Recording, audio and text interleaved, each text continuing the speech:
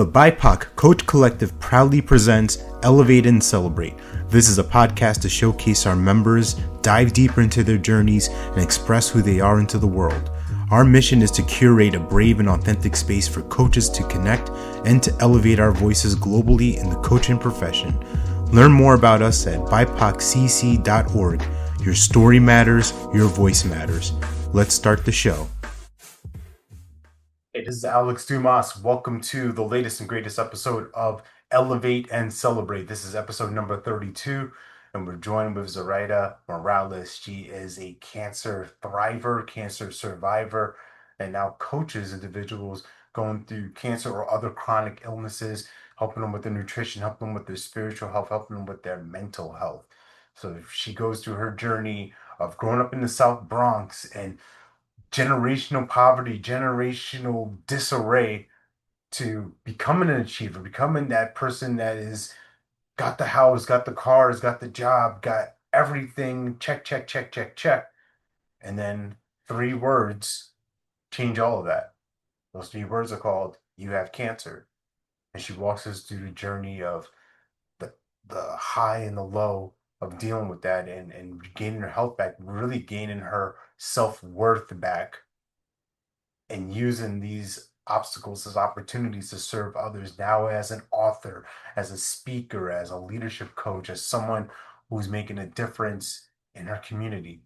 So I'd love for you to watch this episode. If you have somebody in your world who's got a condition, who's got a serious illness, please consult your doctor. But also listen to this episode. Let it be some inspiration for you. Let it be a guide for you to know that you're not alone. Your story matters and your voice matters. So with all that said and done, we're going to start the show right now. Here we are, folks. It is Elevate and Celebrate time, episode number 32, and I'm here with an amazing guest. I'm here with the one, the only, Zoraida Morales. Welcome to the show. Thank you, sir. It's such a pleasure to be here. Yes. It's an honor for me, and you have an incredible story, and I want to give people the backstory of the story before we get into the full story. So Zoraida and I met several months ago. Actually, it might have been late last year, maybe early this 2025, whatever. We were on a speaker connection call. This is for podcast hosts and other speakers looking for stages or looking to promote their events. Anyway, we were in a breakout room together, and she was sharing her story, and I was like, wow, this is amazing. And I just wanted to blast it out. And on that call itself, once they brought us into the main room, there was a section where they gave us an opportunity to talk about our experience in that room and, like, what did we learn about people. So I just started singing her praises, and that's how we developed this connection. So let me give you some context of, like, why is Alex like great, leave her alone, like, relax, dude. No, this is somebody who is a mother. That's the most important thing to know about her. Mother of 2 incredible boys, handsome young men, respectful young men, right? Somebody who comes from the South Bronx. So if anybody knows about the South Bronx, and I'm gonna give you, you may not see it on her face right now, but, like, she's gonna tell us about growing up in the South Bronx in the 60s and the 1960, right? I feel like 1960s, like the late 1900s, I guess, that time period. Yes. All right. And we have somebody who has conquered cancer, kicked its tail, and has an incredible journey of almost 13 years of treatments and chemo and procedures. So Zoraida, you are quite the resilient. You might be the queen of resilience. I don't know anyone who can withstand that and still have a smile on their face. So tell me your story. Oh my God. First, I want to say thank you again, because, you could have taken that time to talk about anyone else or any other story, but you took that time to talk about me, and you shouted me out to like 500 people. And because you did that, I actually got a speaking gig in October where not only do I get to be a keynote speaker, but I get to lead a workshop. So my guy, thank you. You're welcome. You're welcome. Words matter. This is the power of platforms like this, like Elevate and Celebrate, to make sure that we're shouting people's names in rooms, whether they're in them or they're not, right? Whether she was there that space, I would have done the same anyway. I don't need anything from her or from anyone to be like, hey, you can be a like, no, it's just like I'm excited about what you are. I resonate with it, and I understood the value that you can bring to somebody who are, you know, as humans, we go through tough times, and your times were on that extreme side. Like I said, years, 13 years. I'm like, I can't even fathom it. So I'm really curious about just that journey and what brought you Yeah. through. And here's the great thing. I'm about to celebrate 4 years in survivorship, four, Wow. on August 9th. Wow. So I've got all these blessings, all these good things happening for me.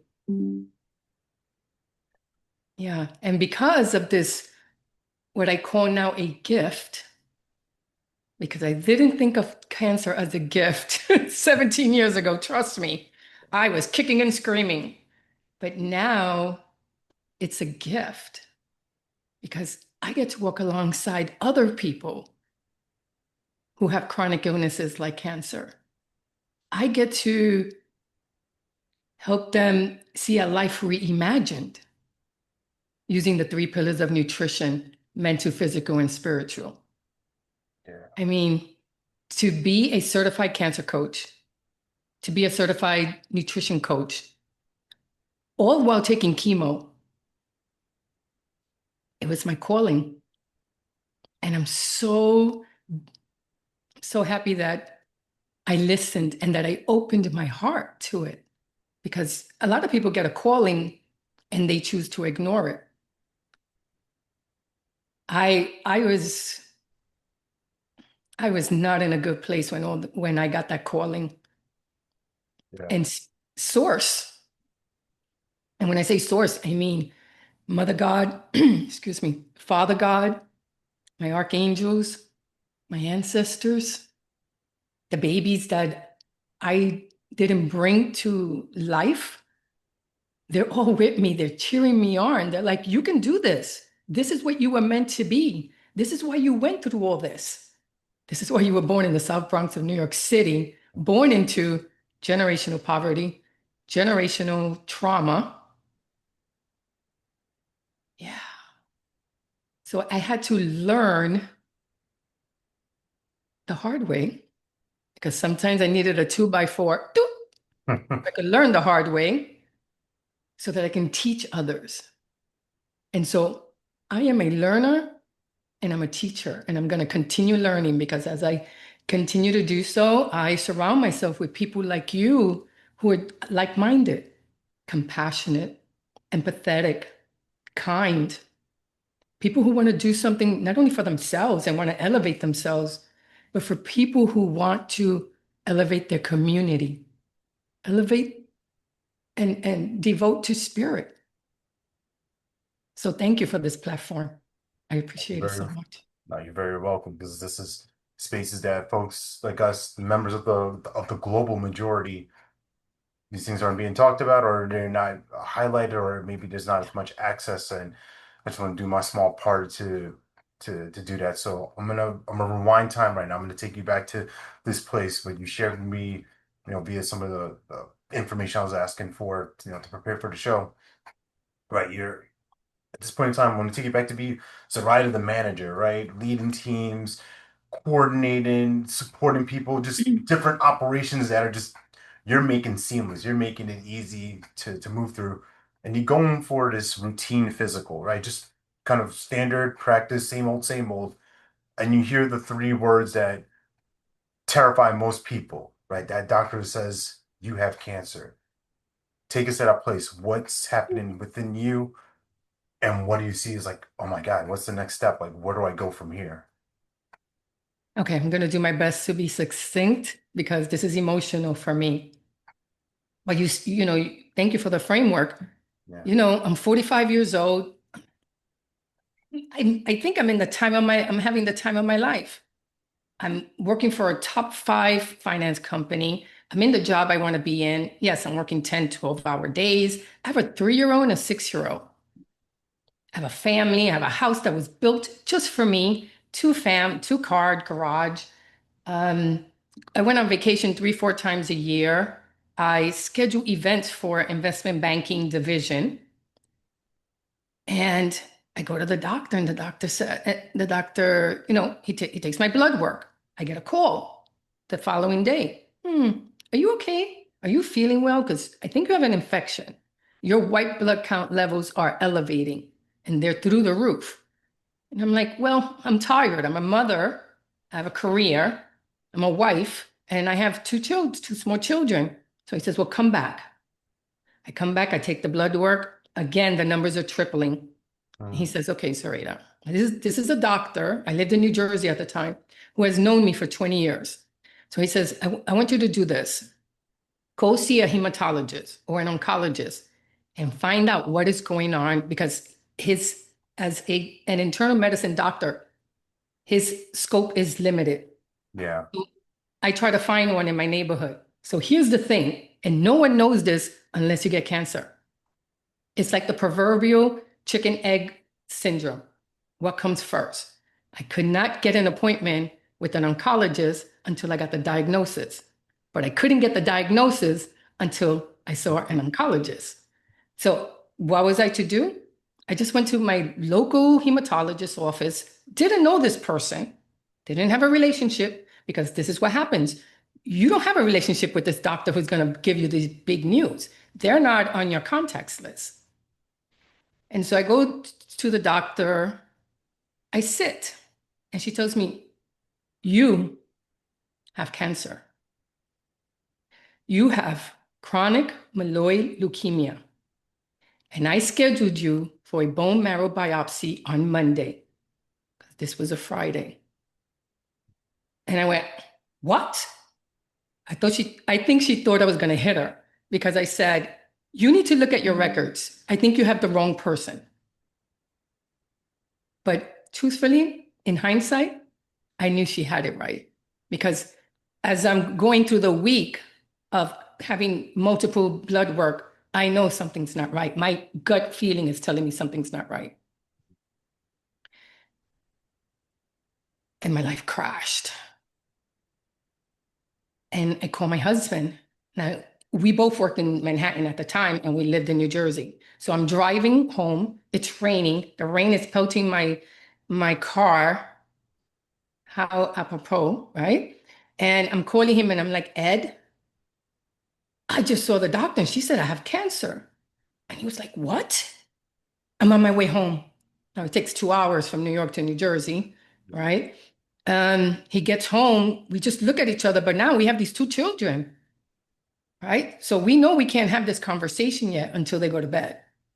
So I knew my children started to feel, because even though children cannot articulate what they're feeling, they know something is changing. They know the dynamics are changing, the energy is changing. And that night we cried and we held each other. I mean, we cried. But it was November. It was 10 days less than Thanksgiving. So we weren't going to tell our families, Right. because we didn't even know what the hell was going on and how we felt about it. We did not know how we felt about it. The only thing we knew is that we were sad and angry.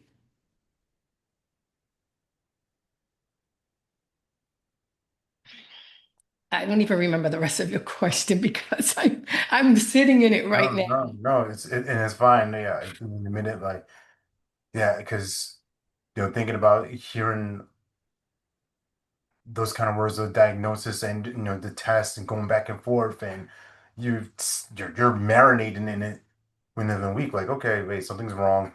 Wait, something's really, really wrong. Something. Okay, now that panic of what's gonna happen next. You have these young boys, and this is really relevant for me right now. As the time we're recording this, a good friend of mine who I've known for the past 5, 6 years.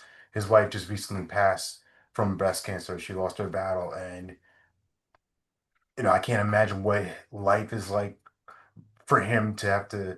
They have four small kids, like under 10 years old, right? Mm. And to hear the word, okay, mom, this is what happened for mom, and they're there, they're experiencing, they understand, but obviously you can never prepare for someone to fully be gone like that. So just with your story as you're sharing this, like, you have all these thoughts, you talk to your husband, you're all crying, you're being with each other, and then you start to go through treatments. What was it like in that process of, hey, I'm imagining those ups and downs, like, hey, things are getting better, things aren't getting as good, or they're kind of the same, they're plateauing, right? Just that uncertainty for all these years, you know, can you speak to what that emotional toll was like for you? And honestly, how did you find your way through? Like, what gave you the strength? Wow.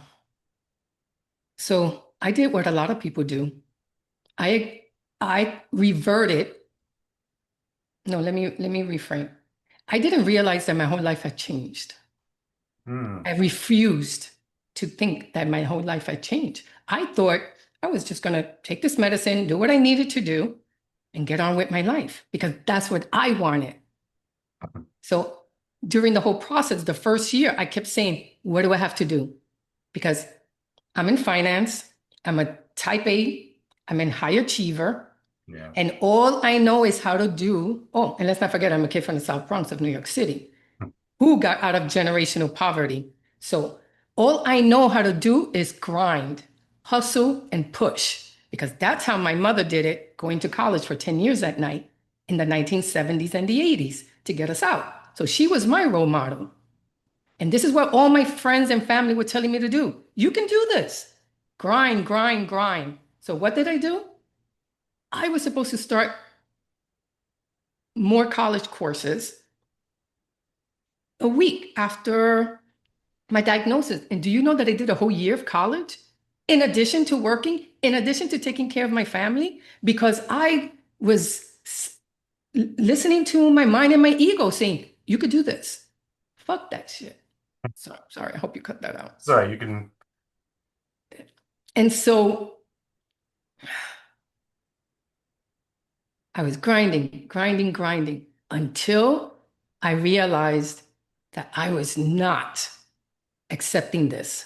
And if I wasn't accepting it, I wasn't allowing myself to be a better version of myself. And here's what happened. We're almost at up a year.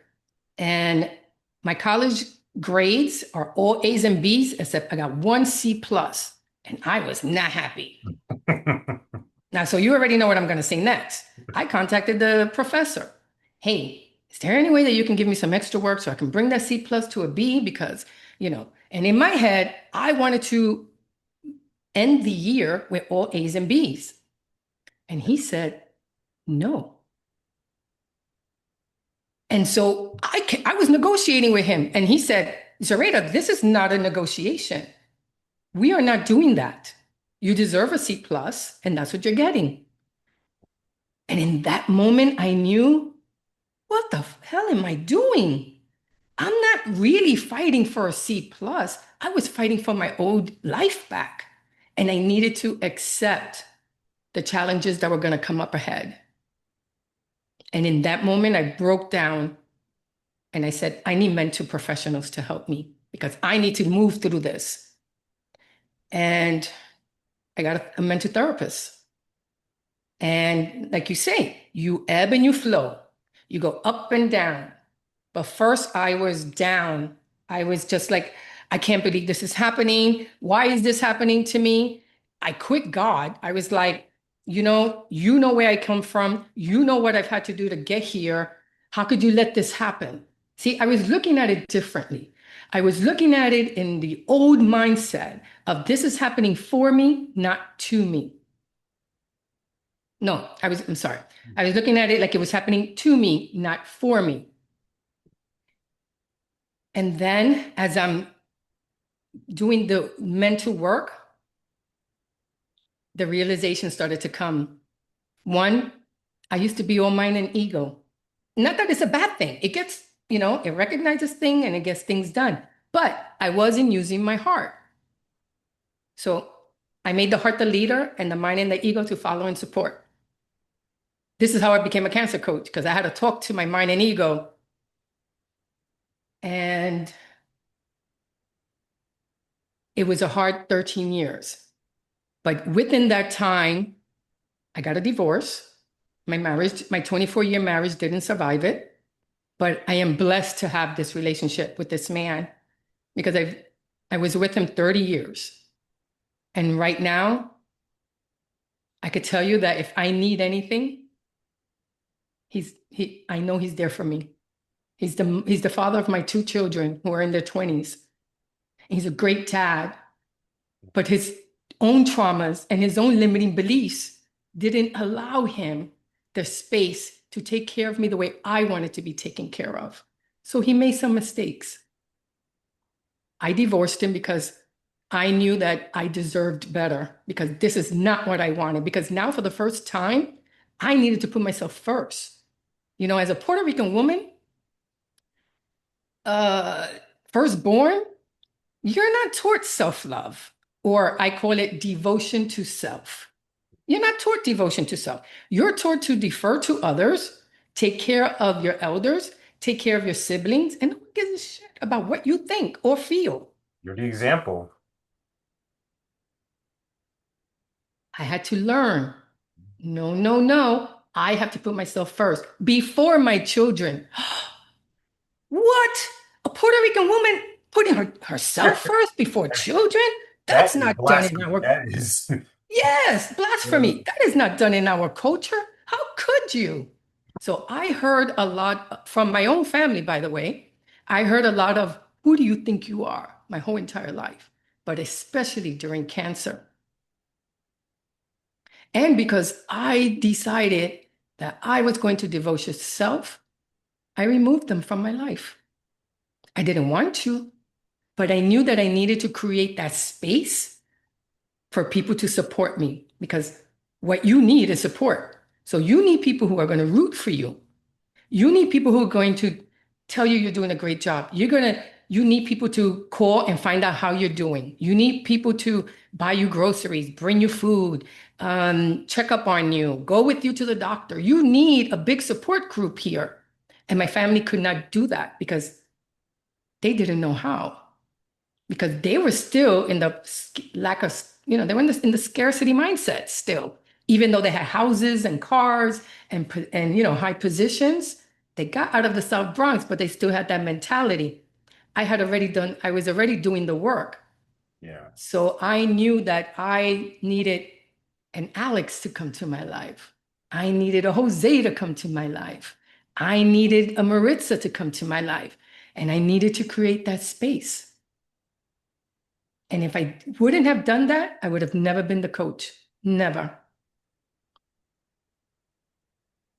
Well, hey, I want to just honor you and salute you, acknowledge you for choosing you. That's something that, as you mentioned, for many of us, no matter ethnicity and background, that familiar generational pressure to Hmm. succeed, achieve at all cost, right? Of never turning it off. And I'm the youngest of four, and I can recognize with my siblings and even just cousins and people recognize like just that weight that Yeah. is on there, right? That unspoken, unconscious. Sometimes it's spoken out, as Yeah. you mentioned, like, who do you think you are?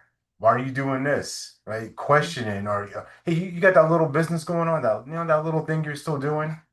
Yeah. And you These see, subliminal digs. you just said it, that little thing. Oh, Yeah, you still playing with that? Yeah. yeah. You know what I heard the other day? And I know she didn't mean it because again, she's just who she is, but she tells me, you need to let go of the past. And I said to her, Mom, do you recognize that the past has brought me to where I am now? Because I brought up the past, I was able to work through it mentally, physically, and spiritually. I am not the same person I was. And I'm not the same person that I was because I opened it up, because I confronted it. It's messy and it's ugly. And I'm willing to talk about it. And when you're not willing to talk about it, it stays here and it causes disease. Yeah, literally I'm not does. letting. I'm Yeah. not living like that anymore. Yeah. And because I've done that, I've been an author in an anthology book. I speak on podcasts. I had to confront it. I would have never been the person I am now. And she didn't say a word. Now, I wasn't trying to school her. What I Right. was trying to do is I wanted her to know that you don't know me, even though you're my mom and I love you, but you don't really understand the woman that I am today and how I got here. She's looking at the pain because she doesn't want to talk about the pain. She Yeah. wants to let it go beyond, let it go. We don't need to talk about it. Because I ask her a lot of questions. She won't answer them. Hmm. And our culture does that a lot. So my objective in coming on these podcasts and writing about it is not to shame anyone. Lord knows I'm still work through the shame and the guilt. But I want people to be aware that your life can be reimagined. That just because you were born in the South Bronx of your New York City and the world looks at you as though you are not worthy, you are worthy. You do deserve to get rid of this trauma. You do deserve to live a glorious life, a life by design, not default. That's the message for me to tell people that you can change yourself. It's not easy. You're going to have to give up some Netflix.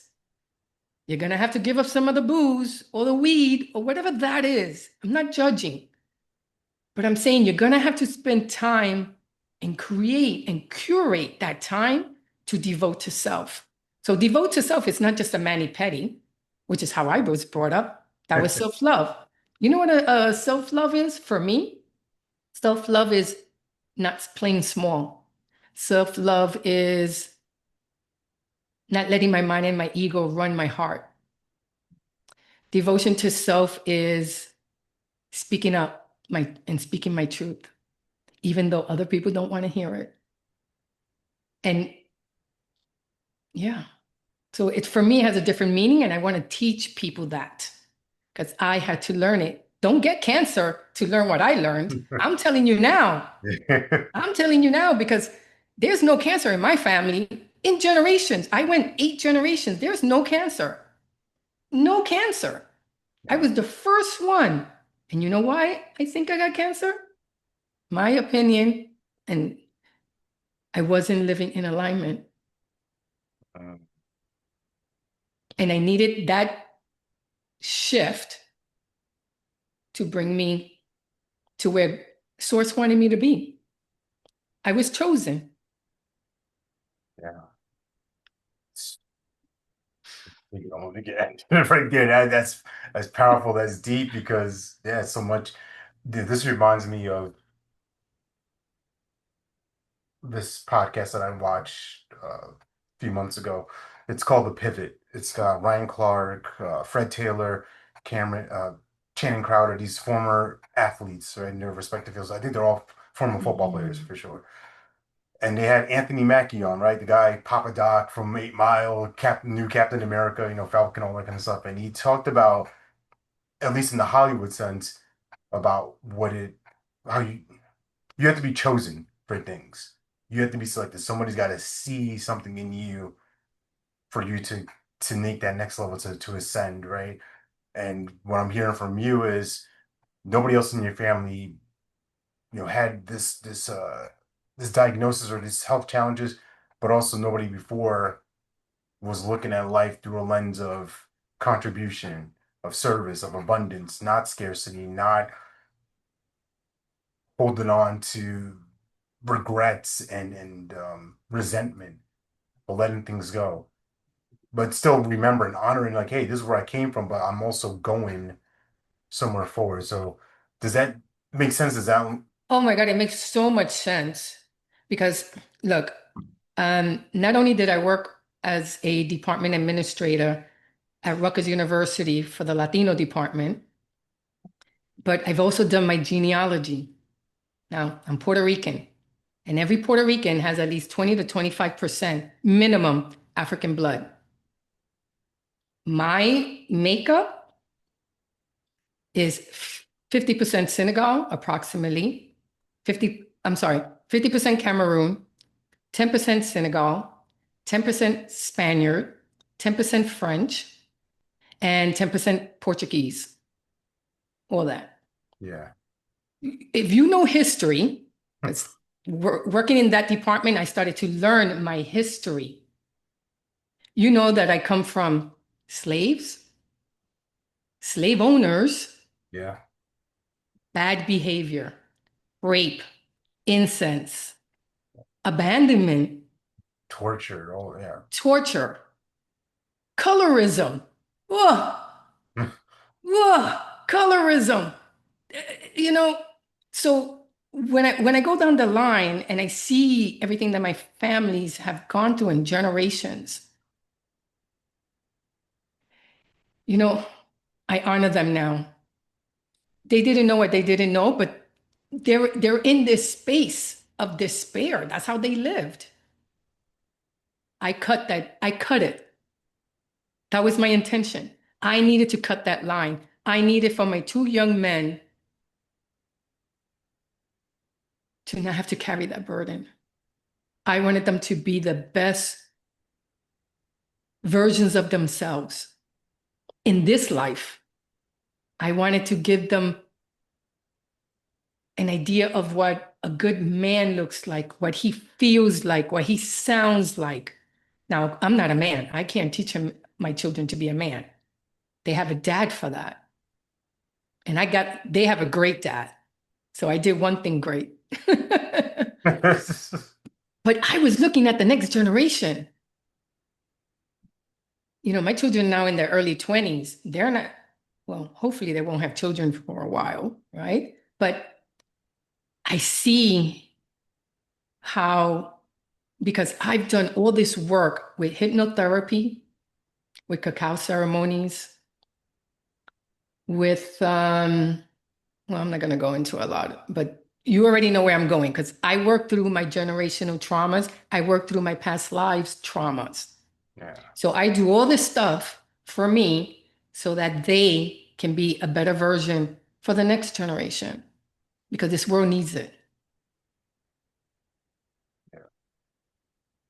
So shifting gears a bit, walk me through you getting certified as a coach and then starting to work with people. Like what, you're going through your journey and you're seeing this or you're seeing this need for other people to get served. So, take us through this coaching journey.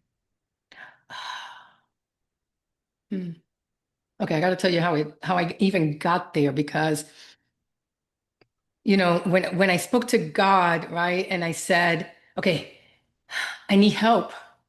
Love me. I need you to love me. I think I said something like, hi, it's me. It's Zoraida. I haven't spoken to him in years. I know I haven't been around, but I need you. And I need you to love me. And I need you to hold me because I'm scared and everyone is against me. Everyone's telling me I'm doing the wrong thing, but I don't feel that way. And I need you because I'm scared I and I'm in a two-bedroom apartment in New York City with boxes that were in a 2,500 square foot house. Just got laid off from my job. My children are pissed at me that I sold their childhood home. My ex is unhappy that I asked for a divorce. And I swear to God, he held me. I felt him hug me. He hugged me. Matter of fact, I feel the hug right now. And I cried. And I put my head on his shoulders because I knew he was there. And I didn't feel him for many years. And it was because I wasn't looking for him. He was always there. So I cried for like 20 minutes, me by myself in this apartment. After a few minutes, I wiped my tears. And I said, okay, I felt strong. I felt this lightness. And I said, all right, let's get rid of these boxes. And I started donating, giving away stuff because I didn't need all this stuff now. 2 months later, my sister calls me and she says, can you speak to so and so? Her daughter, her 27-year-old daughter, just got diagnosed with stage 4 breast cancer. Would you speak to her, please? And I was like, sure. It wasn't the first time that had happened to me. I had already been speaking to people with cancer diagnosis. She was devastated. She had just gotten the news and she didn't like the delivery. And I've been there. And she didn't know what to do. And I didn't realize it, but this was Source speaking through me, saying, these are the 7 things I encourage you to do. 1, take a breath.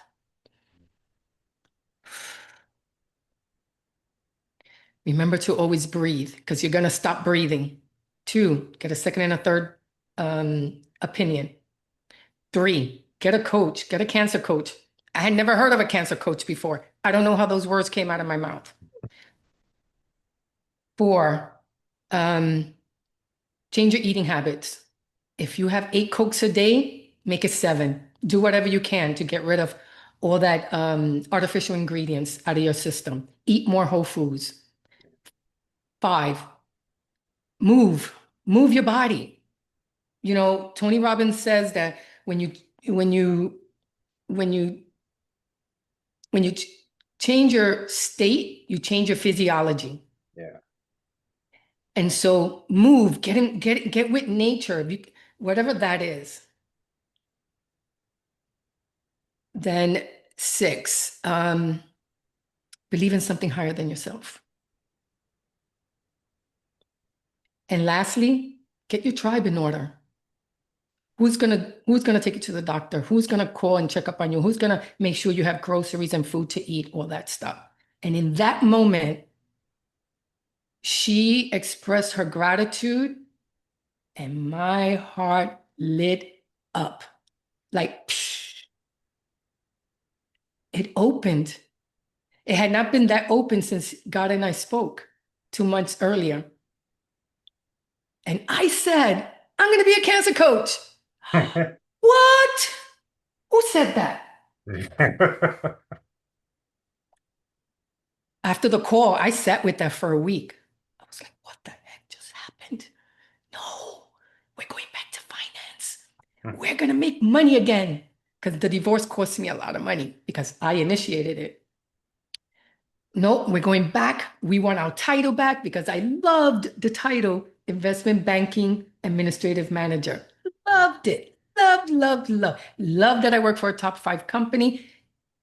It was all the things that were feeding into my self-confidence, but not feeding into my self-worth. Ooh. Let me say that again. I was going to say, please. Self-worth is how you feed yourself here. It's how you love yourself here. It's that devotion to self. Self-confidence is your title, your diploma, your degrees, your certifications, the accolades. Yeah. So I had to get my mind and ego on board because my mind said, no, girl, we ain't doing that. We were poor when we were growing up. We're not doing that because my mind was thinking, coach, poverty, They were, right? My ego said, hell no. No, we like our title. We want our house back. We want our car back. No. And the heart, had to come in and say, I'm the leader. We did it your way for 55 years. And it served us well. It got us out of poverty. It got us into finance. And by the way, I have 3 siblings and 2 of them are in finance too. Because I think subconsciously we were like, we're not going to be poor anymore. Go where the money is, literally. Go where the money is. And so it took me 2 years to get my mind and my ego on board where they weren't interjecting. Like, no, we're not doing this. And I was like, we'll talk about it later. I'm on a Zoom call. And my mind will come in and go, we're not doing this. And I would tell my mind, while I'm in a Zoom call, we'll talk about it at 7 o'clock. We can't talk about it now. And I would go back, because in my head, I had 3 entities, right? The mind, the ego, and the heart. And I had to lead by the heart now. because I'm a different person now. I couldn't revert back to that old person, but my mind and ego want to protect. Your mind and ego wants to protect you. Yeah. They love you. Sorry, I thought I did that. And so in that moment, I created the 3 pillars of nutrition: the mental, the mental, physical, and the spiritual. I, I got a scholarship. I got a free scholarship. Source did this. $11,000 scholarship. I got 2 certifications. And the founder of the school told me, you know, you don't need this, right? You've lived it. You know. And at that time, I didn't feel that. But I said to her, you know, we live in the United States, right? So I'm going to need those certifications because I'm going to have to prove to everyone that I'm not crazy and that I'm going to change the world. I'm going to revolutionize it. I'm going to show people that they can see things in a different perspective. She was like, I got you. And my life took off from there. Leading with love, leading from the heart, and leading to now what you're continuing to build and the opportunities coming your way. So what's next?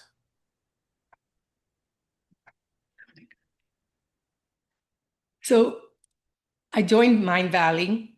I did my first podcast. Now I've done like 75 podcasts.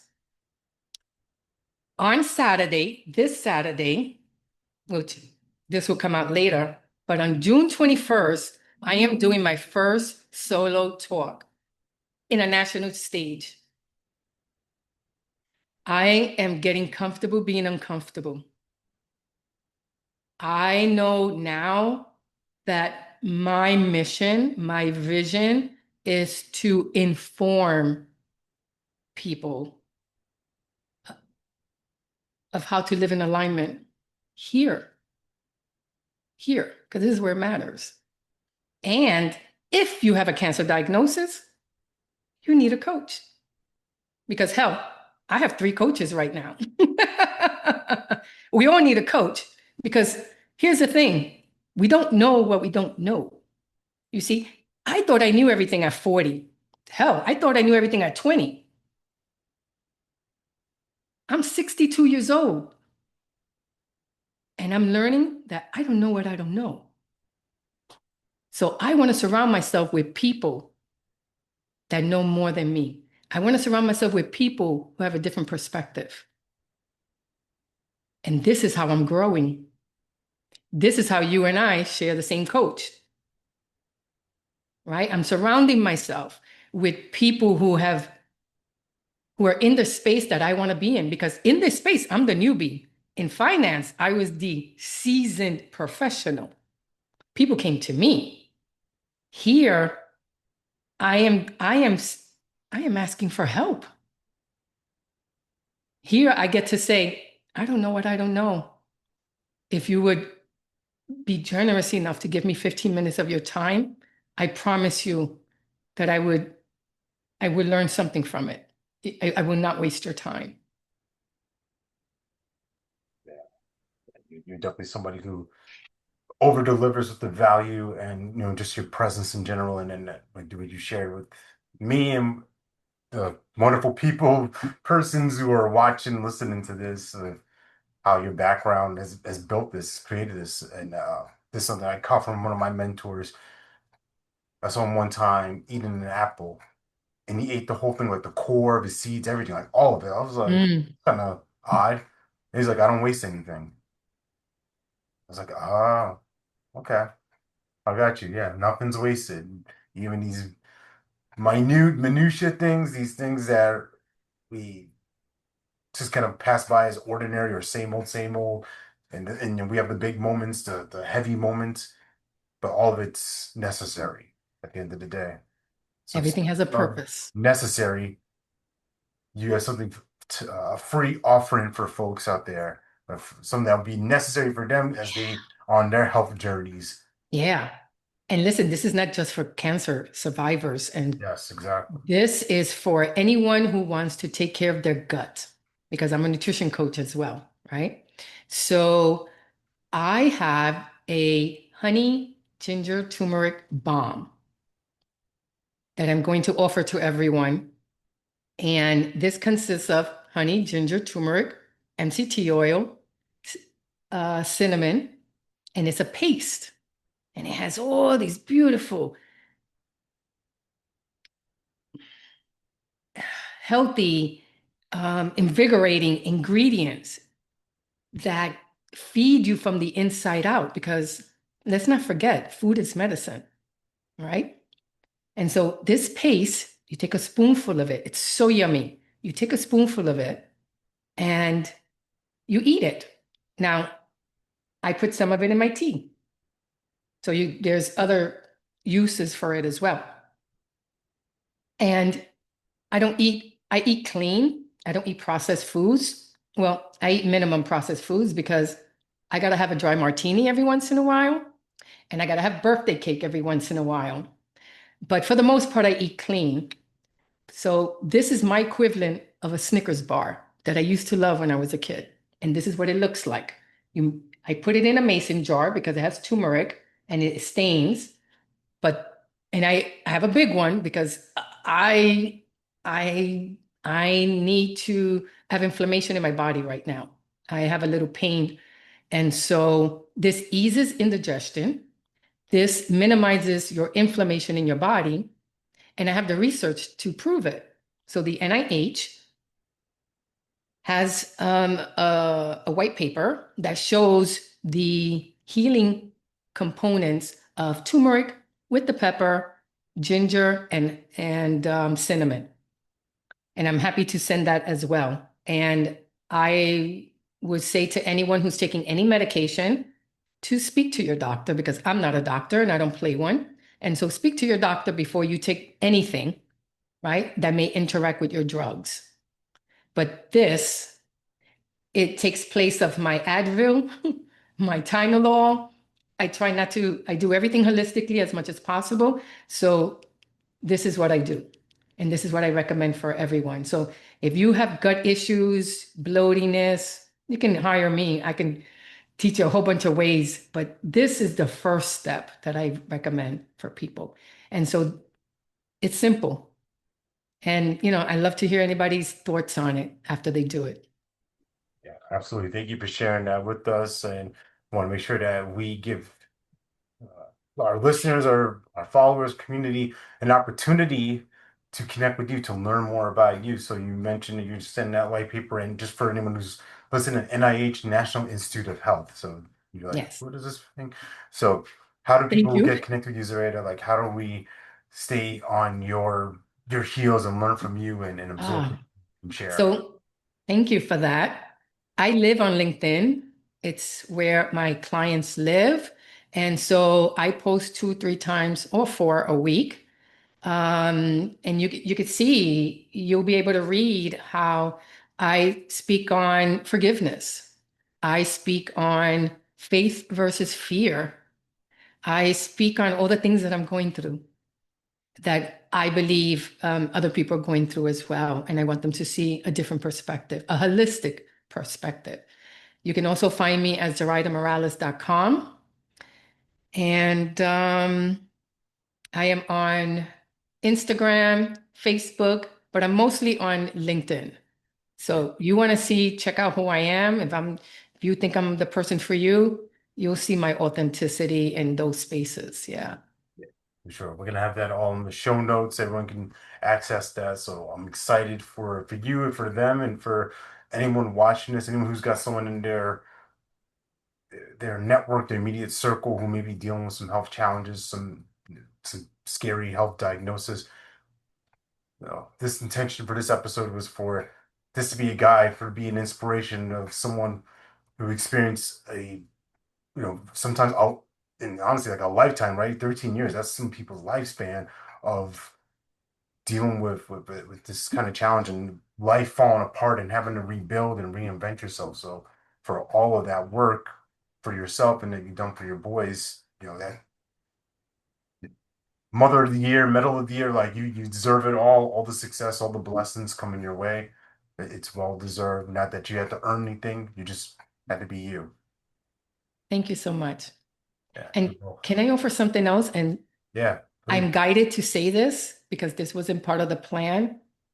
But if anyone were to email me or get in touch with me through LinkedIn and say, I saw you at Alex Dumas podcast and it resonated with me and I need help, and just indicate Alex Dumas, I'll give you an hour.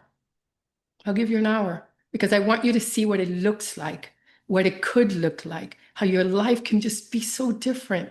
Now, it's not going to happen overnight, but you can start making those changes. And I want to be able to guide someone. No sell, no sell. But I was guided to say that. Oh, I love, follow guidance, right?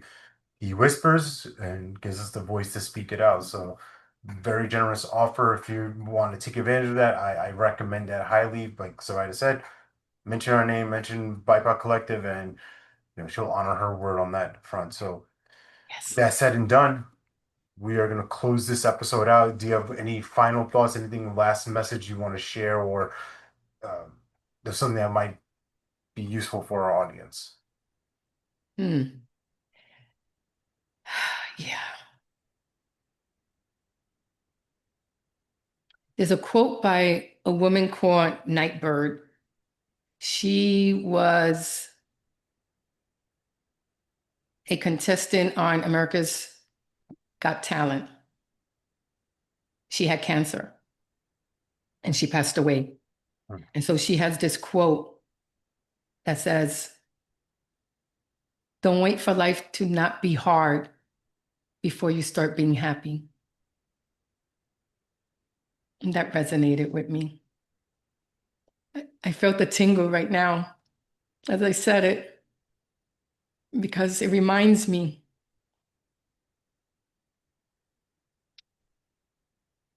be happy. Love yourself and love yourself some more.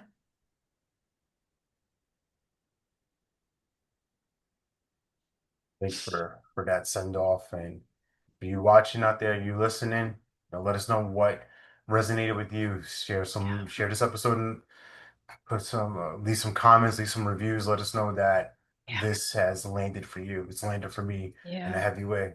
So all that said and done, we're going to see you next month on the next episode. Until next time, take care, stay blessed. Goodbye, everyone. Thank you for being here. Thanks for watching this episode. If you got value from this, please subscribe and leave a rating and review. And feel free to connect with us at bipoccc.org. See you next time.